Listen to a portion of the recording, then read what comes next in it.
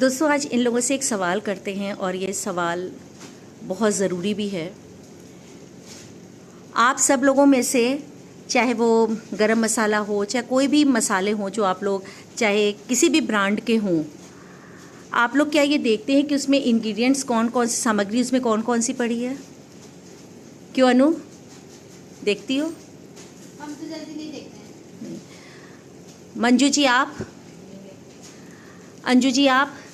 देखते हैं भाभी, लेकिन इतना गौर नहीं करते हैं। ये बात है। नीलम जी आप? नहीं देखते। नहीं देखती हैं। उमा जी आप?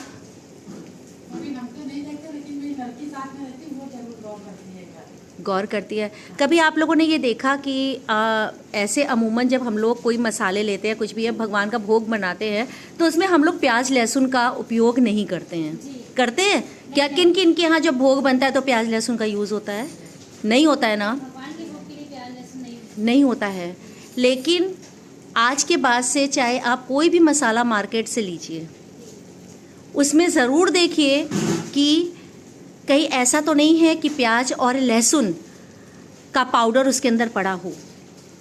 हाँ जी, ये बात सही हैं? जी। क्योंकि हमने अभी मैं देख रही थी, मैं भी पाव भाजी मसाला था, उसमें कई ब्रांड्स ऐसे हैं जिसमें कि पड़ा हुआ है पाव भाजी मसाले में गार्लिक यानी कि लहसुन का पाउडर और प्याज का पाउडर।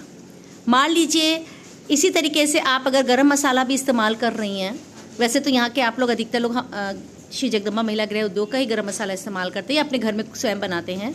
लेकिन अगर आप मार्केट से लेकर आ रही हैं तो उसमें ये ज़रूर देखिए, चाहे कोई भी अगर आप ले रही है, जैसे पाव भाजी मसाला है या कोई भी जनरल आप मैगी मसाला है, कुछ भी ले रही हैं और वो आप भोग बनाने के लिए तैयार कर रही हैं, तो एक बार ज़रूर इस चीज़ को देखिए कि कहीं उसमें जो है वो ऐसा मसाला तो नहीं मिला है, ओनियन का पाउडर तो नहीं मिला है, प्याज का पाउडर या लहसुन का पाउडर तो नहीं मिला है। क्योंकि फिर ये अपराध की श्रेणी, अभी तक तो आपने अगर इस्तेमाल किया तो ये क्षम्य अपराध है, क्योंकि अभी तक आपको पता नहीं है। लेकिन अगर हमने अब जान लिया आज से और इसके बाद अगर हम ये करते बिना देखे लेते हैं तो वो अक्षम्य अपराध हो जाएगा। आप अगर प्याज लहसुन खाती, आप खुद खाइए, लेकिन अगर आप भोग हम लोग क्या जो बनता है उसमें प्याज लहसुन नहीं पड़ता है, तो ये कुछ अनजाने अपराध हो जाते हैं, जिससे कि बचने के लिए जो भी हम रिक्वेस्ट करेंगे, जो भी मार्केट से पैकेट्स में मसाले ले रहे हैं तो उसको कृपया करके ज़रूर देखें कि उसमें कहीं प्याज का या लहसुन का पाउडर तो नहीं पड़ा हुआ है। हम लोग उसकी सामग्री चेक कर ले। सामग्री ज़रूर चेक करना चाहिए कि उसमें क्या चीज़ पड़ी हुई है। ये नहीं कि हाँ ये है और हमें ले लेना है, ऐसे आप यूज़ करिए, लेकिन भोग के लिए ये फिर अपराध की श्रेणी में आ जाएगा। जैसे कुछ भंडारा वगैरह करे, हाँ, तो वो एक बार ज़रूर देखे। अगर वो अपने कैटरर से भी कह रहा है कि ये मसाला लेकर आओ, तो उसमें ज़रूर उस मसाले में देखे कि वो चीज़ पड़ी है कि नहीं पड़ी है। प्याज और लहसुन का ये ज़रूर करना चाहिए। तो ये एक छोटा सा वीडियो, एक शॉर्ट वीडियो इसीलिए भी बनाया गया है कि जितने अगर हम लोग को जानकारी है, वो जानकारी अगर हम बांटते हैं तो वो ज़रूर बांटनी चाहिए, क्योंकि ये हम लोग एक पॉजिटिव चीज़ को, एक सकारात्मक सोच को हम आगे बढ़ाते हैं। तो आइंदा से आप लोग भी जब भी खरीदेंगी मार्केट से, कुछ भी ले रही हैं, तो सामग्री ज़रूर देखेंगी कि उसमें क्या पड़ा है, क्या नहीं पड़ा है।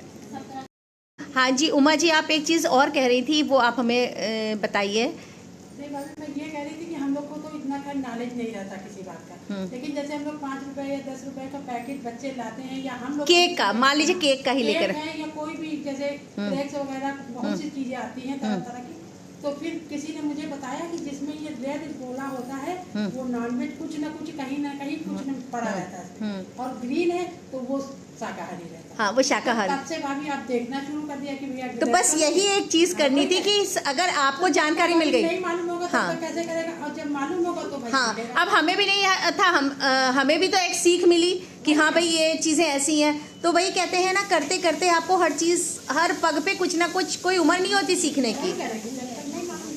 लेकिन हाँ ये है कि सीख एक मिल जाती है।